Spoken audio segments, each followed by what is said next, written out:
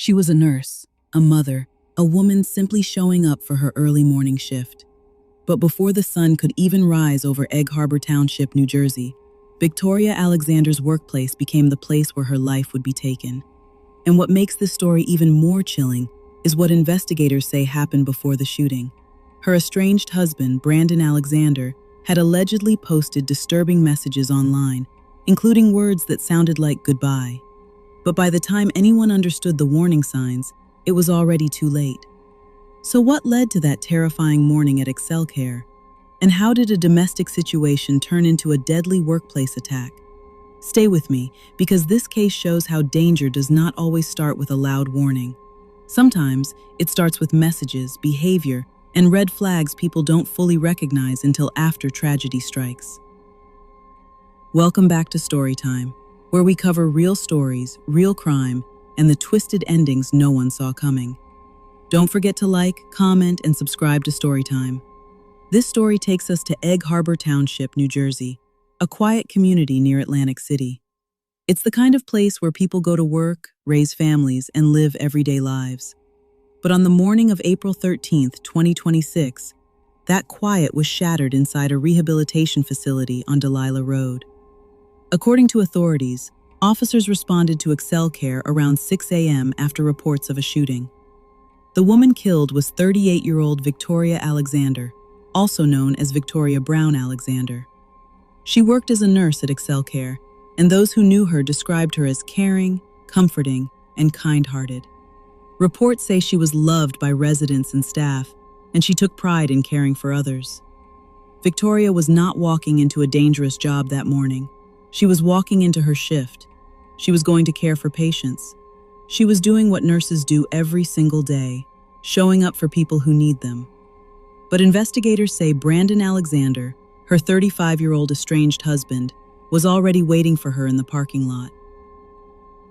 According to police and prosecutors, Brandon waited outside ExcelCare until Victoria arrived for work.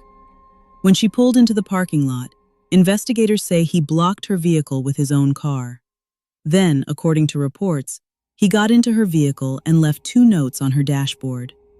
Authorities described those notes as suicide notes, though the contents were not publicly released. Just imagine that moment. Victoria arrives before dawn, probably thinking about her workday, her patients, maybe her children, maybe just trying to get through another early shift. Then suddenly, she is blocked in. The man she is separated from is there. He gets into her car, and now she is trapped in a situation that is escalating fast. Then came the small moment that gave Victoria a chance to run. Reports say a food delivery driver arrived and asked Brandon to move his vehicle. That moment created an opening. Victoria got out of her car and ran toward the building, trying to get inside and away from him. But investigators say Brandon followed her. Victoria made it into the facility, but she was not safe. Authorities say Brandon followed her inside and shot her several times before turning the gun on himself. Victoria was pronounced dead at the scene. Brandon was taken to the hospital in critical condition and later died from his injuries. Inside the facility, patients and staff were terrified. One patient told reporters he heard a woman scream, followed by repeated gunshots. He hid in a bathroom and called 911 while police moved through the building room by room. Think about how terrifying that had to be. This was a place meant for healing. Patients were in their rooms. Staff were starting their shifts. Families trusted this building to care for their loved ones. And in seconds, everything changed. ExcelCare later released a statement saying they were deeply saddened by the death of one of their beloved employees during a domestic confrontation. The facility also offered condolences to Victoria's family, friends, co-workers, and everyone who knew her. Victoria was more than a headline. She was a nurse. She was a mother. She was someone's daughter, someone's friend, someone's co-worker, and someone residents looked forward to seeing. Reports say she and Brandon had 2 sons, and now those children are left with a loss that no child should have to carry. But this case also raises a bigger conversation about domestic violence and warning signs. Some people online saw Brandon's posts and believed he was crying out for help. Others said no amount of pain, frustration, or mental struggle gives someone the right to take another person's life. And that is the truth we cannot ignore. A person can be broken. A person can be angry. A person can feel like they are at the end of the road. But none of that gives them the right to harm someone else, especially someone trying to move forward, go to work, and live their life. Domestic violence does not always stay behind closed doors. Sometimes it follows a victim to the parking lot. Sometimes it follows them to work. Sometimes it puts co-workers, patients, and strangers in fear too. Victoria tried to escape. She ran toward the place where she should have been safe. But investigators say Brandon followed her inside and ended her life. And now, instead of Victoria being remembered only for how she died, she deserves to be remembered for how she lived, as a nurse who cared deeply for her residents, as a mother, and as a woman whose life mattered. Victoria Alexander should have finished her shift that day. She should have gone home. She should still be here.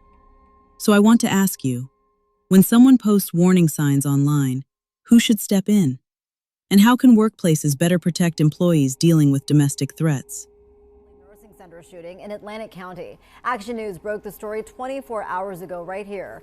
Police now say the suspect, identified as 35-year-old Brandon Alexander, shot and killed his estranged wife at the ExcelCare Center facility in Egg Harbor Township. She's been identified as 38-year-old Victoria Alexander, who worked at the facility as a nurse. Authorities say the gunman blocked the victim in with his car, and when she was able to run inside, he followed her inside, shooting her and then turning the gun on himself. The suspect also reportedly left 2 suicide notes. He died at the hospital this morning. The motive remains under investigation. Leave your thoughts in the comments, but please keep it respectful. Our condolences go out to Victoria Alexander's family, her children, her co-workers, her patients, and everyone grieving this heartbreaking loss. May Victoria's memory be honored, and may her story be a reminder that domestic violence must be taken seriously before it turns deadly. Don't forget to like, comment, and subscribe to Storytime for more real stories.